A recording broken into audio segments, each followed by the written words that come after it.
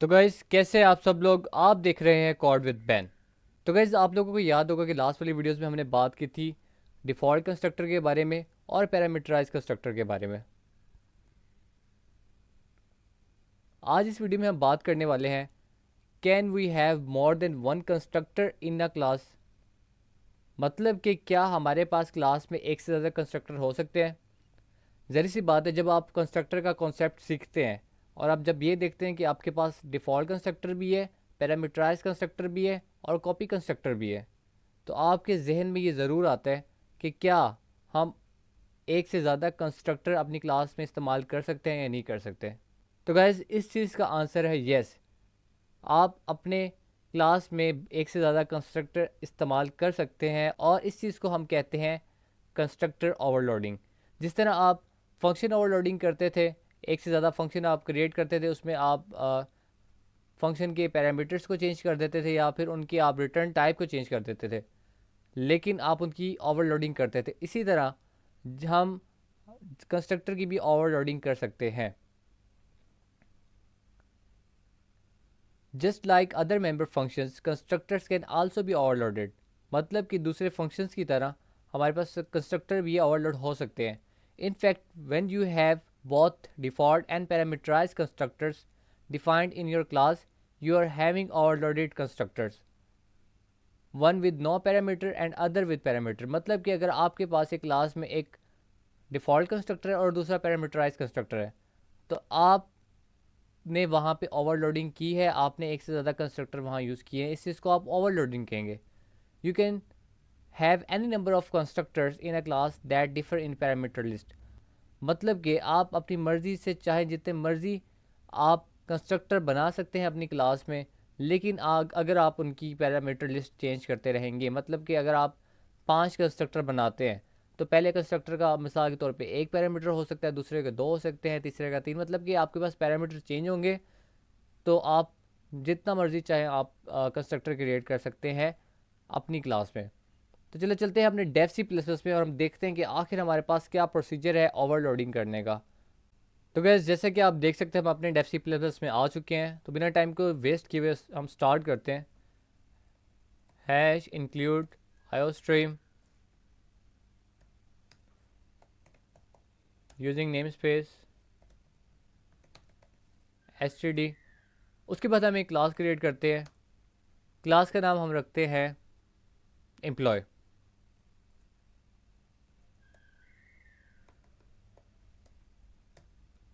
ये हमारे पास क्लास का नाम आ गया, राइट। अब उसके बाद हम इसे डाटा मेंबर्स देते हैं, प्राइवेट कर देते हैं उन्हें हम।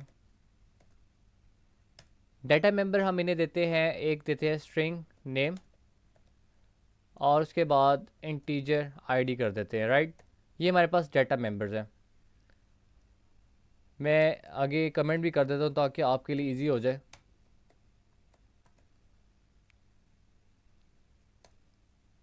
और नीचे है हमारे पास डाटा मेंबर्स।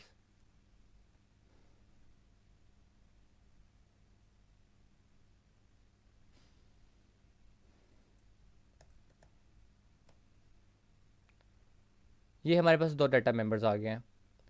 अब हम पब्लिक करते हैं और अपना कंस्ट्रक्टर क्रिएट करते हैं पहला। ये भी हमारे पास एक्सेस स्पेसिफायर है। अब हम पहला यहाँ पे कंस्ट्रक्टर क्रिएट करते हैं। चलें पहले हम डिफ़ॉल्ट बना लेते हैं। आपको पता होगा कि हमारे पास जो रूल्स हैं, यहाँ एम्प्लॉय आएगा, क्योंकि आपको पता है जो हमारे पास रूल्स होते हैं वो आपको अच्छे से मालूम होंगे कि जो हमारे पास क्लास का नाम होता है हमारे पास कंस्ट्रक्टर का भी वही नाम होता है। अब हमारे पास ये डिफ़ॉल्ट कंस्ट्रक्टर है, हम इसमें कोई पैरामीटर नहीं देंगे और मैं चाहता हूँ कि यहाँ मेरे पास जो नेम है इसे मैं इनिशलाइज कर दूँ। यहाँ मैं कर देता हूँ बैन और ये मेरे पास एक कंस्ट्रक्टर कंप्लीट हो गया इतना।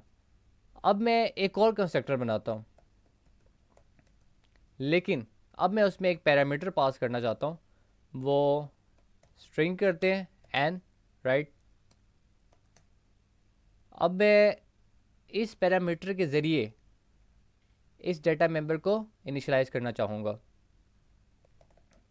नेम इनिशलाइज कर देंगे एन के ज़रिए और ऐसा करते हैं कि ये जो पहले वाला हमारे पास कंस्ट्रक्टर है इसमें हम एक सी आउट भी करवा लेते हैं ताकि हमें बाद में क्लियर हो जाए कि हमारे पास ये चीज़ सही काम कर भी रही है या नहीं। यहाँ हम मैसेज डिस्प्ले करवाते हैं, योर नेम इज़, यहाँ नेम कर देते हैं, राइट, एंडल भी लगा देते हैं। इसके साथ भी हम कुछ यूँ ही करते हैं, सी आउट कर देते हैं, योर नेम इज़, आखिर में एंडल लगा देते हैं इसमें भी ताकि हमारे पास नेक्स्ट लाइन में शो हो अगला सेंटेंस, राइट। अब देखिए हमने यहाँ पे दो कंस्ट्रक्टर अपने क्रिएट कर लिए हैं।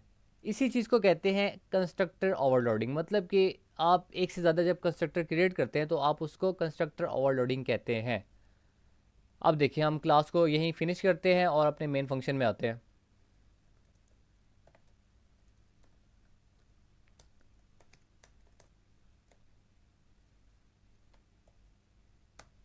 रिटर्न 0 कर देते हैं। अब यहाँ पे जो हमारे पास क्लास है एम्प्लॉय के नाम से, उसका मैं पहला ऑब्जेक्ट क्रिएट करता हूँ E1 के नाम से, और इसे मैं कुछ भी नहीं करता, जस्ट आगे सेमीकोलन लगा के ख़त्म करता हूँ। एक ऑब्जेक्ट क्रिएट कर लिए। अब ये वाला ऑब्जेक्ट जो कंस्ट्रक्टर इस्तेमाल करेगा वो डिफ़ॉल्ट कंस्ट्रक्टर यूज़ करेगा, क्योंकि मैंने इसे आगे पैरामीटर में कुछ पास नहीं किया, इसीलिए ये इस कंस्ट्रक्टर को इस्तेमाल नहीं कर सकता। ये इस कंस्ट्रक्टर को इस्तेमाल करेगा, मतलब कि इस कंस्ट्रक्टर को कॉल करेगा, राइट। अब एक दफ़ा मैं आपको कंपाइल करके दिखाता हूँ। देखिए हमारे पास कोई एरर नहीं है, मैं रन करता हूँ। देखें, योर नेम इज़ बैन, मतलब कि जो हमारे पास डिफ़ॉल्ट कंस्ट्रक्टर था वो हमारे पास शो हो चुका है। अगर मैं एक और काम करूं, मतलब कि यहाँ मैं एक और लाइन लिखता हूँ, सी आउट, ताकि आपको और क्लियर हो जाए, दिस इज़ डिफ़ॉल्ट कंस्ट्रक्टर।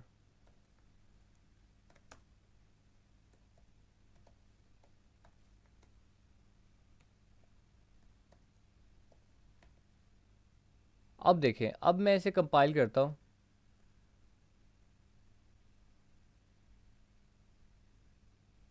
अब मैं इसे रन करता हूँ।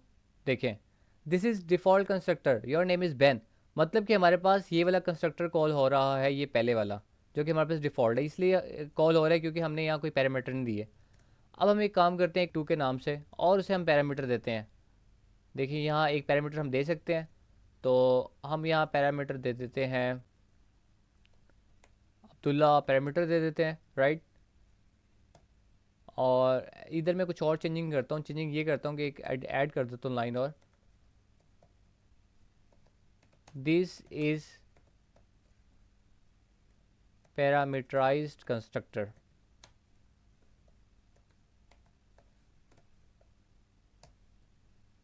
अब देखें अब क्या होगा, इसे कंपाइल करता हूँ। देखें कोई एरर नहीं हमारे पास। अब इसे हम रन करते हैं।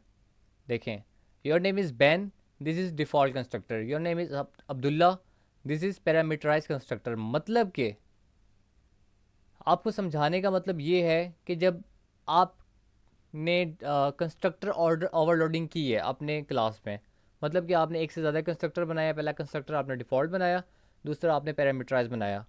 अब आप उन्हें उनके पैरामीटर के हिसाब से ही कॉल करेंगे। मिसाल के तौर पे हमारे पास डिफ़ॉल्ट कंस्ट्रक्टर है, आपने एक ऑब्जेक्ट बनाया E1 के नाम से। अब आप चाह रहे थे कि आप डिफ़ॉल्ट कंस्ट्रक्टर को कॉल करें यहाँ पे, जो कि खुद ऑटोमेटिकली कॉल होगा, तो आपने यहाँ कोई पैरामीटर नहीं दिए, तो उसने डिफ़ॉल्ट कंस्ट्रक्टर को कॉल किया। आपने यहाँ पहला एक पैरामीटर दिया है, तो अब ये इस कंस्ट्रक्टर को कॉल करेगा, इस कंस्ट्रक्टर को ये बिल्कुल कॉल नहीं कर सकता, राइट। इसी तरह अगर आप कोई ऐसा कोई कंस्ट्रक्टर क्रिएट करते हैं जिसके पास 2 या 3 4 5 जितने भी पैरामीटर्स होंगे, तो उस हिसाब से आप नीचे ऑब्जेक्ट के आगे वो पैरामीटर पास करेंगे, तो वो आपका डायरेक्ट उसे जो आपके पास कंस्ट्रक्टर होगा उसको कॉल करेगा जैसे ही आप उसे कंपाइलर रन करेंगे, राइट। तो गैस ये था हमारे पास सब कंस्ट्रक्टर ओवरलोडिंग। उम्मीद करता हूँ आपको समझ आ गई होगी। मगर आपके पास फंक्शन ओवरलोडिंग का कॉन्सेप्ट है, अगर आपको फंक्शन ओवरलोडिंग का नहीं पता तो आपको मैं ये प्रेफर करूँगा कि पहले आप मेरी जैसे C++ प्रोग्रामिंग की जो मैंने सीरीज़ क्रिएट की है, आप उसमें जाके वो वीडियो सर्च करें और आप देखेंगे कि मैंने वहाँ समझाया हुआ है फंक्शन ओवरलोडिंग के बारे में। तो अगर आपको फंक्शन ओवरलोडिंग का नहीं पता तो आपको यही प्रेफर है कि आप पहले वहाँ जाके उसे सीखें और देन आप यहाँ आएँ। तो उम्मीद करता हूँ आपको इस चीज़ की समझ आ चुकी होगी। तो गाइज़, आप में से जिसने अभी तक मेरे चैनल को सब्सक्राइब नहीं किया, जाके सब्सक्राइब करें, बेल आइकन पे हिट करें और इस वीडियो को लाइक करें। तो मिलते हैं नेक्स्ट वीडियो में, तब तक के लिए गुड बाय।